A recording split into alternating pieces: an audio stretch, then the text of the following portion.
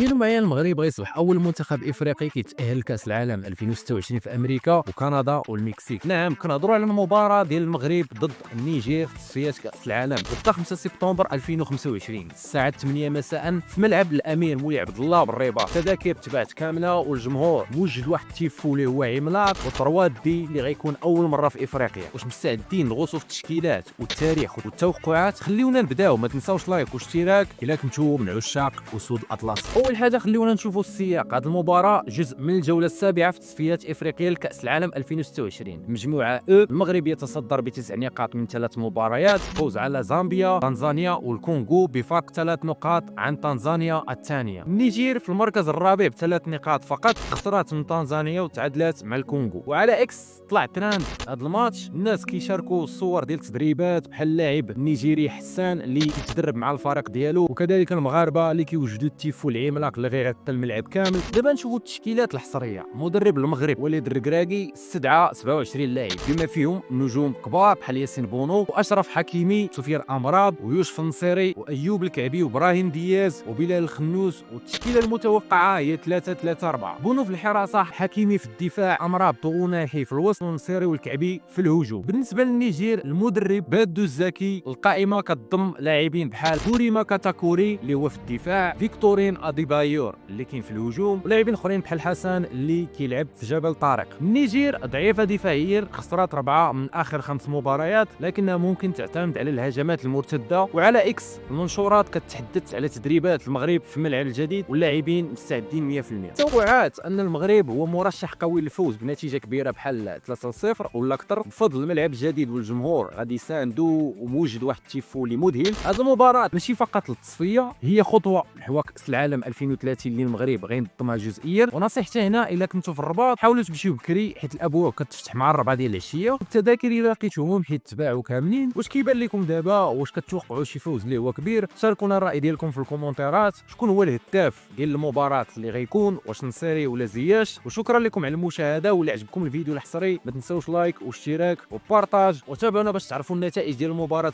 غدا، وربما فيديو على مباراه زامبيا يوم 8 سبتمبر. السلام وديما مغرب.